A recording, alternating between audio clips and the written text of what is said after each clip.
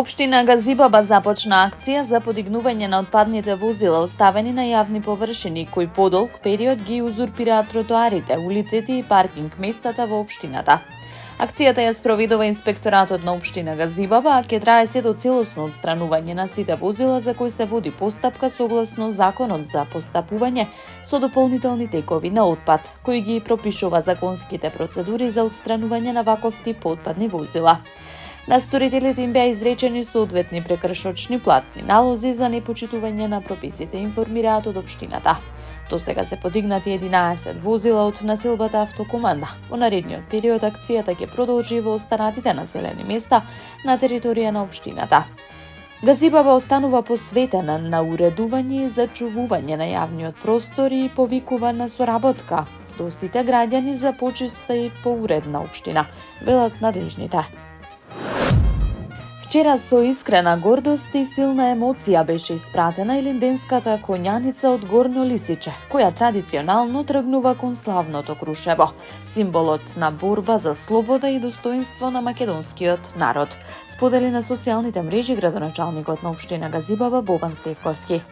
Овој настан представува жив спомен на илинденското востание од 1903 година.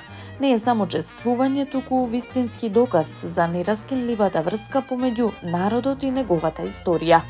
Востанието представува темел на македонската државност, символ на борбата за слобода, самостојност и право на свој глас.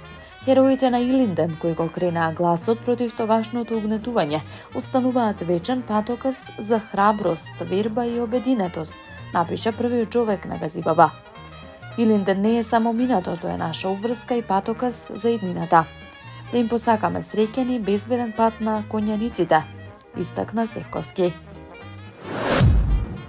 Јавното предпријатие Водовод и канализација Скопје во текот на вчерашниот ден повторно констатира енормно зголемена и неконтролирана потрошувачка на водата, која на дневно ниво изнесува околу 360.000 кубни метри.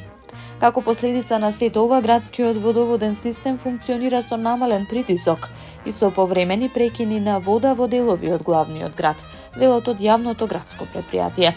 Имајќи го предвид фактот дека град Скопје се снабдува со вода за пиење од природен извор, со ограничена количина од непроценлива вредност. Апелираме до сите граѓани за рационална и совесна употреба на водата за пиење, како избегнување непотребно трошење на водата за полевање на зеленило, бавчи и ниви, за перење автомобили, за полнење на базени и слично, порачуваат од јавното предпријатие Водовод и канализација. Оттаму воедно апелираат до органите на локалната самоуправа согласно надлежностите преку службите со кои располагаат, како и преку местните заедници на територија на општините, да се ангажираат во подигање на свеста кај жителите на општините за рационално користење на водата за пиење.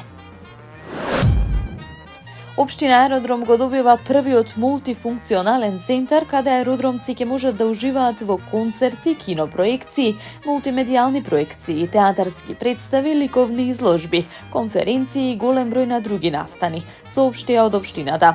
Мултифункционалниот центар се наоѓа во непосредна близина на спортскиот центар Марко Божиновски во Ново Лисиче. Ќе представува место со кое ќе се збогати културниот и социјален живот на жителите. Станува збор, како што појаснуваат од локалната самоуправа, за целосна реконструкција и комплетно уредување на простор од околу 1500 квадратни метри. Општина Аеродром со овој проект аплицираше на повикот на владата и доби 99 милиони денари за првата фаза од реконструкцијата. Со реконструкцијата овој простор ќе биде целосно оплеменет. Покрај главна сала, гледалиште, ќе опфаќа и фоаје, бифе и едукативни простори и работилници. Исто така ќе биде изграден и лифт со што ќе се реши пристапноста до содржините на мултимедијалниот центар за сите категории на граѓани. Гледалиштето во главната сала ќе има над 240 места за седење и дополнителен ред прилагоден за лица со посебни потреби во колички. Општина Аеродром го добива својот прв мултифункционален центар со подршка од владата и од Министерството за култура и туризам. Овој проект е од круцијално значење затоа што аеродромци за прв пат ќе добијат ваков центар, појаснуваат од локалната самоуправа. Општина Киселавода доби модерен затворен базен. Денеска свечено беше отворен ваков базен од затворен тип кој се наоѓа во состав на Општинското основно училиште Невена Георгиева Дуња. Базенот во општина Киселавода е еден од 5 базени кои беа почнати од страна на поранешната Агенција за млади и спорт во 2020. Беа оставени недовршени со реализација од околу 20%. По откочувањето на процесот за изградба од страна на Министерството за спорт, базенот во општина Киселавода е завршен во рок од 6 месеци, а изградбата на останатите 4 базени е во завршна фаза и тие треба да бидат пуштени во употреба до крајот на летото. Остануваме влада која што ќе биде насочена кон реализација на проекти, а реформи и влада која што гледа во иднината, порача премиерот Христијан Мицкоски на отворањето. Овој базен ќе служи и за наставниот процес, но и за спортистите, клубовите, младите, децата и семејствата од цела Киселавода. Во изминатите 4 години вложивме во 9 спортско-рекреативни центри, во изградба на спортски сали и терени, се со цел младите повторно да се вратат на спортот и здравите навики. Посебно сум горд што заедно со Министерството за спорт активно работиме и на уште еден значаен капитален проект – реконструкција на спортската сала Расадник, првиот дом на РК Вардар и символ на спортскиот дух на Скопје, истакна градоначалникот на Киселавода Орце Ѓорѓиевски. Таму е Скопје, град мој љубав лише, што ми расте сни.